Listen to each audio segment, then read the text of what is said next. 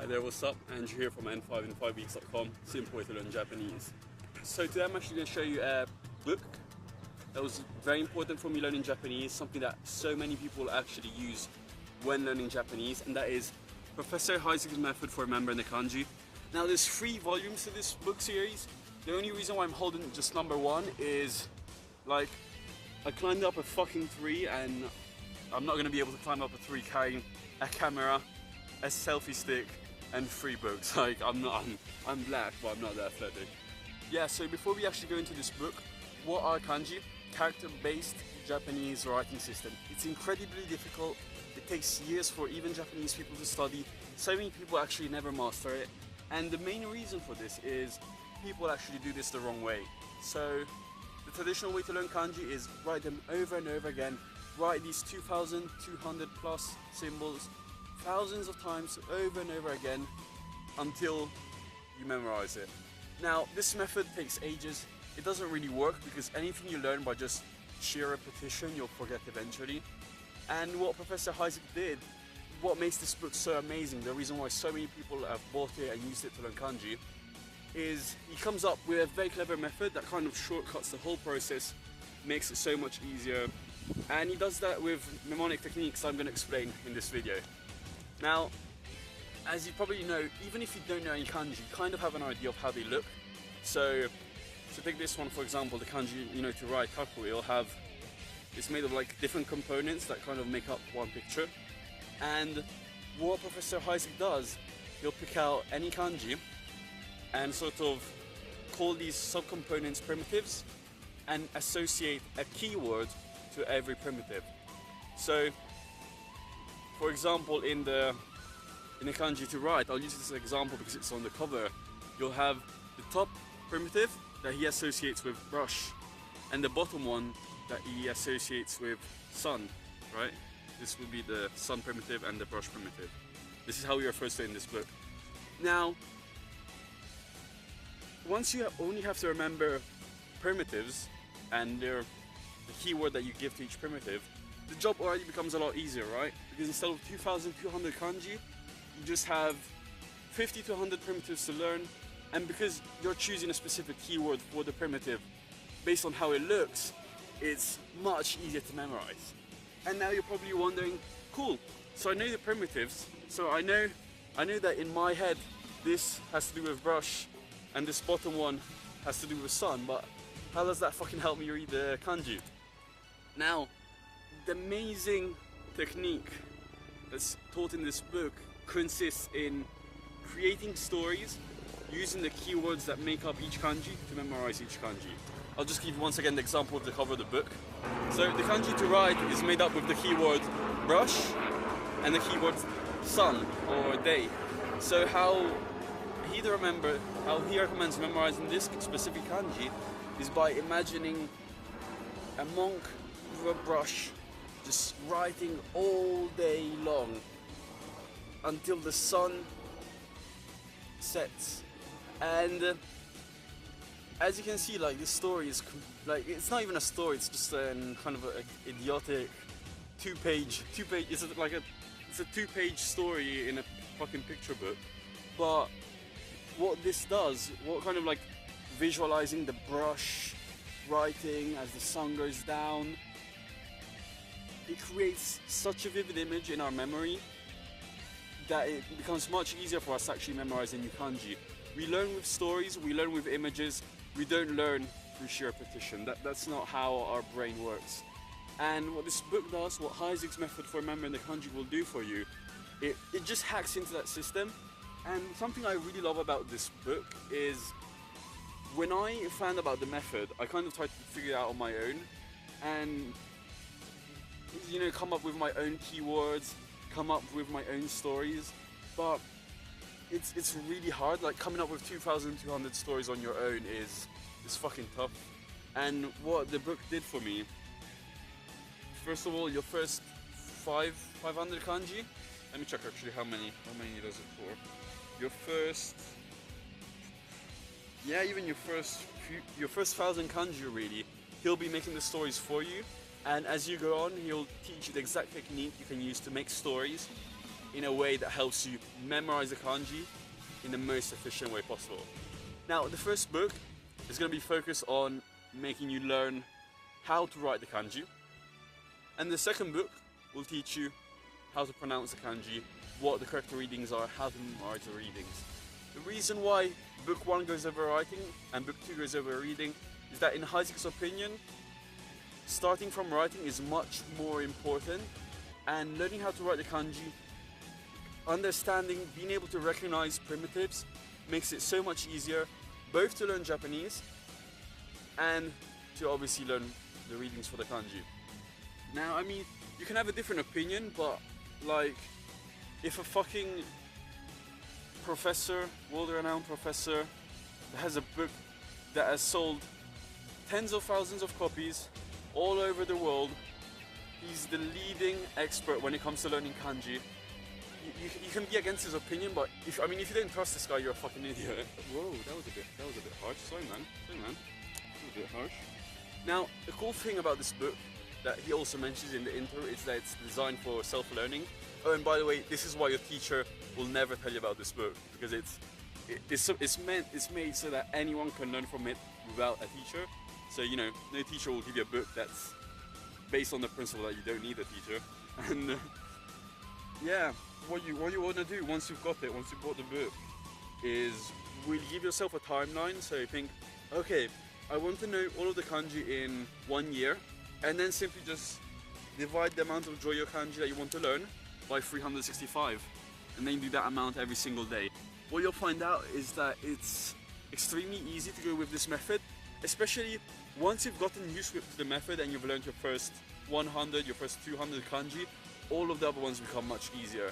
And obviously, you're not going to learn every single kanji the first time around.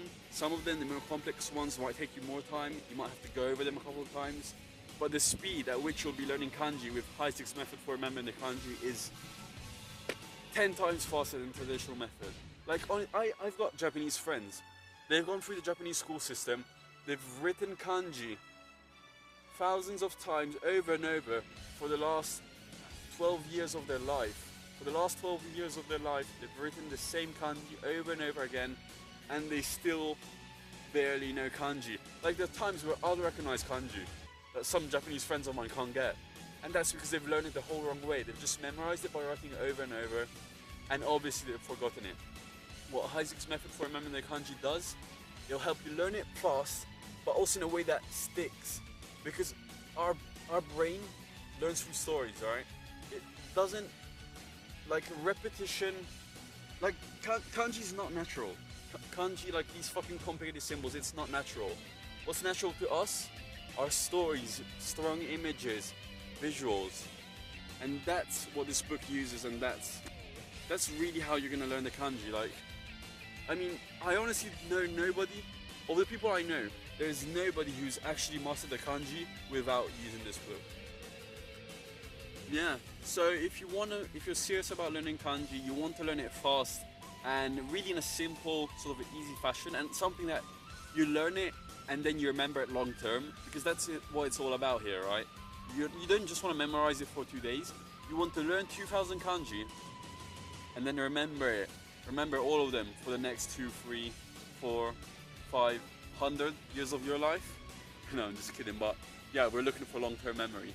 So if you are interested in learning kanji, Heisig's method for remembering the kanji, volume 1, you can get volume 2 and 3 too. You probably get a better bargain if you buy them all together, but if you're just getting started, I say just stick with one. And if you're really stingy and you want to get a very good deal, then you can buy all 3 of them together, but it's not really that necessary, to be honest. Stick with one. And you can find it in any library for around $40 to $50, depending on where you are. I know that is a lot. And because that is a lot, I actually put down a link for you. You can use it to get it from Amazon at really much better price. I think I found a deal for you guys. It was like $25, $30, so 10 to $15 cheaper than retail price. I found it for you, so you can find that through the link below. So these are the kind of tools I tell you about at n5in5weeks.com. Simple way to learn Japanese. If you want like more videos like this, more awesome stuff that actually helps you learn Japanese faster, that actually helps you learn Japanese in general, just subscribe. I'll give you tons of these. I'll do weekly videos about books I use to improve my Japanese, about tools and apps I use to improve my Japanese. And yeah, so subscribe and also like the video.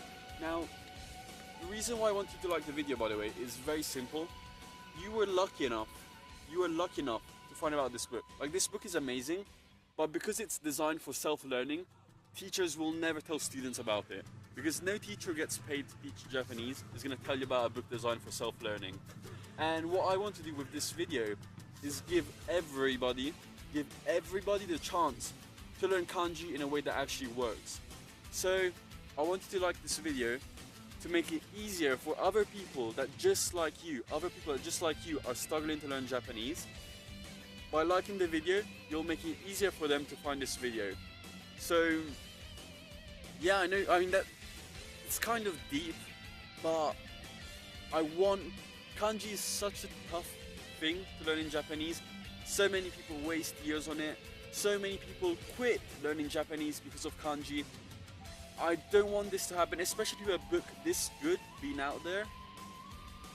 I really want you to like this video and send it to your friends who are studying Japanese.